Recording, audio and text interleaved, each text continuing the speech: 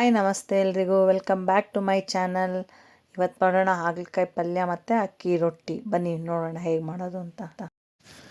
ಹಾಗಲಕಾಯಿ ತೊಳೆದು ತುಂಬ ಚಿಕ್ಕದಾಗಿ ಕಟ್ ಮಾಡ್ಕೊಳ್ಳಿ. ಕಟ್ ಮಾಡಿಕೊಂಡು ಎಣ್ಣೆ ಹಾಕ್ದಿರ ಫ್ರೈ ಮಾಡ್ಕೋಬೇಕು. ಒಂದು 10ರಿಂದ 12 ನಿಮಿಷ ಚೆನ್ನಾಗಿ ಫ್ರೈ ಮಾಡಿಕೊಂಡು ಆಮೇಲೆ ಸ್ವಲ್ಪ ಎಣ್ಣೆ ಹಾಕ್ಕೊಳ್ಬೇಕು. ನೀವು ಈ ಥರ ಫ್ರೈ ಮಾಡ್ಕೊಂಡು ಮಾಡೋದ್ರಿಂದ ಹಾಗಲಕಾಯಿಲಿರೋ ಪೌಷ್ಟಿಕಾಂಶ ಎಲ್ಲ ಅದರಲ್ಲೇ ಉಳಿಯುತ್ತೆ.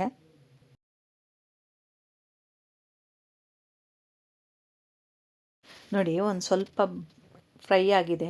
ಈಗ ನಾನು 2 ಸ್ಪೂನಷ್ಟು ಎಣ್ಣೆ ಹಾಕ್ಕೊಂಡು ಫ್ರೈ ಮಾಡ್ಕೊತೀನಿ.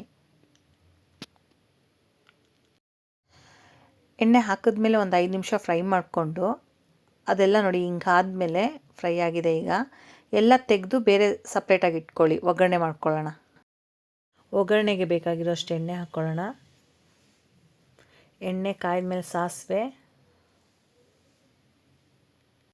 ನೋಡಿ, ನೀವು ಬೇಯಿಸಿ ಮಾಡೋದ್ರಿಂದ ಅದರಲ್ಲಿರೋ ಪೌಷ್ಟಿಕಾಂಶ ಹೋಗುತ್ತೆ. ಫ್ರೈ ಮಾಡೋದ್ರಿಂದ ಅದರಲ್ಲಿ ಉಳ್ಕೊಳ್ಳುತ್ತೆ.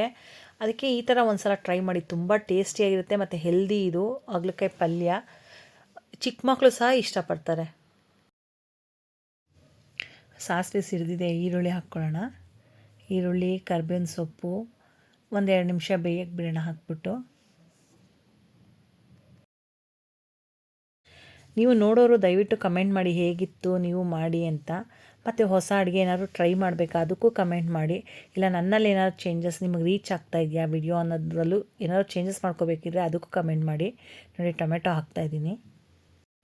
ಟೊಮೆಟೊ ಸ್ವಲ್ಪ ಫ್ರೈ ಆಗಲಿ. ಇದು ನನ್ನ ಒಂದು ಸಣ್ಣ ಪ್ರಯತ್ನ. ನೀವೆಲ್ಲ ಸಪೋರ್ಟ್ ಮಾಡಿದ್ರೆ ಇನ್ನೂ ಜಾಸ್ತಿ ಅಡುಗೆಗಳು ಮಾಡೋಕ್ಕೆ ಟ್ರೈ ಮಾಡ್ತೀನಿ. ನಾವು ಸಾಂಬಾರು ಪುಡಿನೇ ಹಾಕ್ಕೊತೀವಿ. ನೀವು ಬೇಕಿದ್ರೆ ಅಚ್ಕಾರದ ಪುಡಿ, ಧನಿಯಾ ಪುಡಿನೂ ಹಾಕ್ಕೋಬೋದು. ಬಟ್ ಸಾಂಬಾರು ಪುಡಿ ಹಾಕ್ಕೊಂಡ್ರೆ ತುಂಬ ಟೇಸ್ಟಿಯಾಗಿರುತ್ತೆ. ನೋಡಿ, ಟೊಮೆಟೊ ಫ್ರೈ ಆಗಿದೆ. ಸಾಂಬಾರು ಪುಡಿ ಹಾಕ್ಕೊತಾ ಇದ್ದೀನಿ ನಾನು. ಸ್ವಲ್ಪ ಧನಿಯಾ ಪುಡಿ. ಚೆನ್ನಾಗೇ ಫ್ರೈ ಮಾಡ್ಕೊಳ್ಳಿ. ಸಣ್ಣ ಉರಿ ಇಟ್ಕೊಳ್ಳಿ. ಸಾಂಬಾರು ಪುಡಿ ಹಾಕಿದಾಗ ಉರಿ ಜಾಸ್ತಿ ಇದ್ದರೆ ಅದೆಲ್ಲ ಕಪ್ಪಾಗಿಬಿಡುತ್ತೆ ಮಸಾಲೆ ಪೌಡ್ರು. ಸೊ ಸಣ್ಣ ಉರಿ ಇಟ್ಕೊಂಡು ಫ್ರೈ ಮಾಡಿ. ಸ್ವಲ್ಪ ಹುಣಸೆಹಣ್ಣು ರಸ ಹಾಕಬೇಕು. ಅದೆಲ್ಲ ಒಂದು ಸ್ವಲ್ಪ 2 ನಿಮಿಷ ಕುಕ್ ಆದಮೇಲೆ ಆವಾಗಲೇ ನಾವು ಹುರಿದಿಟ್ಕೊಂಡಿರೋ ಹಾಗಲಕಾಯಿನ ಹಾಕ್ಕೊಂಡು ಉಪ್ಪು ಹಾಕ್ಕೊಳ್ಳಿ. ಉಪ್ಪು ಹಾಕ್ಕೊಂಡು ನೀವು ಒಂಚೂರು ನೀರು ಹಾಕ್ಕೊಳ್ಳಿ. ಕನ್ಸಿಸ್ಟೆನ್ಸಿ ನೋಡ್ಕೊಳ್ಳಿ ಅಷ್ಟು ಬೇಕು ಅಂತ. ಉಪ್ಪು ಹಾಕಿದ್ದೀನಿ.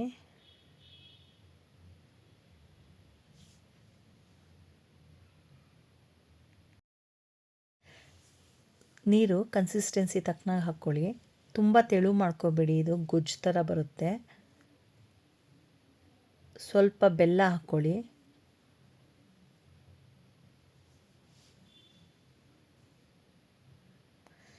ಕಾಯಿ ತುರಿ.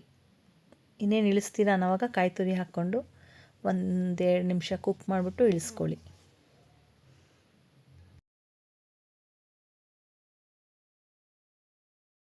ನೋಡಿ, ಅಕ್ಕಿ ರೊಟ್ಟಿ ಮಾಡೋದು ತೋರಿಸ್ತಾ ಇದ್ದೀನಿ. ನಮ್ಮ ಮನೇಲಿ ಹೇಗೆ ಮಾಡ್ತೀವಿ ಅಂತ. ಬಳಿಯೋ ರೊಟ್ಟಿ ಮಾಡ್ತೀವಿ. ತುಂಬ ಚೆನ್ನಾಗಿರುತ್ತೆ ಇದು ಕಾಂಬಿನೇಷನ್, ಅಕ್ಕಿ ರೊಟ್ಟಿಗೂ ಹಾಗಲಕಾಯಿ ಪಲ್ಯಕ್ಕೂ.